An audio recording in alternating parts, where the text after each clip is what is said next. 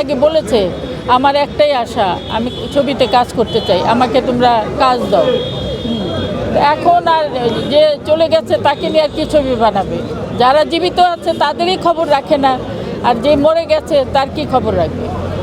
যতটুকু জানি যে অঞ্জনা আপুর সাথে আপনার খুব ভালো সম্পর্ক ছিল।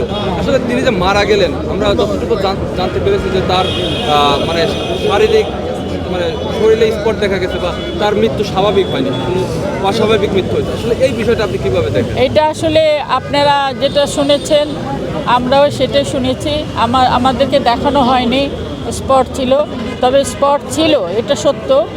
এটা দেখেছে, হ্যাঁ, যারা যারা দেখেছে তারা বলেছে যে স্পট ছিল, গায়ে প্রচুর স্পট ছিল। তো এটা বড় দুঃখজনক, এটা দুঃখজনক। আমরা চাচ্ছি এটার রহস্য বের করতে। তো আমরা শিল্পীরা মিলে আমরা এটা রহস্য বের করে ছাড়বো, কারণ একজন সুন্দর ডান্সার, একজন সুন্দর অভিনেত্রী, এমনি দেখতেও সে সুন্দরী, ভালো একটা মনের মানুষ, তাকে এইভাবে মরতে হবে সে তো কখনো ভাবেনি, আমরাও ভাবিনি। কে কখন কে এইভাবে চলে যাবে? তো থাকাকালীন প্রকৃত খুনি যে প্রকৃতি, হ্যাঁ, প্রকৃত যে যে ওর সাথে যারা ছিল, তার গ্যাং ছিল, যে ওই গ্যাংটাকে ধরবে। আচ্ছা, তার মানে জানাজাতে এফডিসিতে আমরা দেখেছি যে তার সহপাঠী অনেকেই এসেছেন, আবার অনেক সহপাঠী আসেননি, যেহেতু তারা একসাথে কাজ করেছিলেন অথচ আসেননি। আসলে এই বিষয়টা আপনি কি? এটা ভাইয়া, এটা কিছু বলা দুঃখজনক ছাড়া আর কিছু না, এটা বলা যায় না। যার যার ব্যক্তিগত ব্যাপার, কেউ আসছে কেউ আসবে না, এইটাই নিয়ম।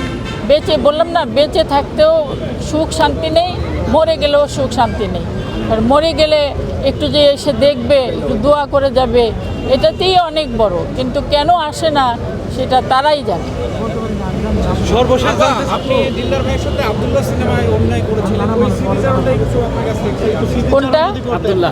আব্দুল্লাহ সিনেমায় যে দিলদার ভাইয়ের সাথে আপনি হ্যাঁ, ওটা কি বলবো, ওটা হ্যাঁ, ওই ছবি আব্দুল্লাহ ছবি তো অনেক কাহিনী। আব্দুল্লাহ ছবি নিয়ে কি বলবো, এত শর্ট করে তো বলা যায় না।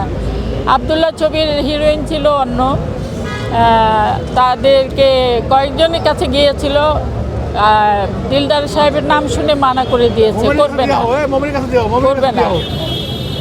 পরে লাস্টে আমার কাছে এসছে, তো আমি এটা ছবিটা গ্রহণ করেছি, নিয়েছি ছবিটা, কারণ আমি নিজে চিন্তা করেছি দিলদার সাহেবও কিন্তু আমাদের ইন্ডাস্ট্রির একজন বড় মাপের শিল্পী।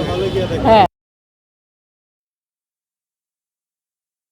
একটা কমেডিয়ানকে হিরো হতে পারে না, তো সেই চিন্তা করে আমি ছবিটা সাইন করেছি। এবং আল্লাহর রহমতে ওই টাইমে কিন্তু ছবিটা 3 কোটি টাকা ব্যবসা করেছে। হ্যাঁ, ওই সময়। এবং দিলদার ভাই এত সুন্দরভাবে অভিনয় করেছেন, মনোযোগ সহকারে অভিনয় করেছেন, সে তার জান পরাণ দিয়ে কিন্তু চেষ্টা করেছেন এবং সাকসেসফুল হয়েছেন। এবং আল্লাহ তাকে বেহেশত নসিব করুক। আমরা এখনও মনে করি দিলদার ভাইয়ের জায়গা তো কেউ নিতে পারেনি, পারবেও না। যে চলে যায় তার জায়গাটা কিন্তু কেউ পূরণ করতে পারে না।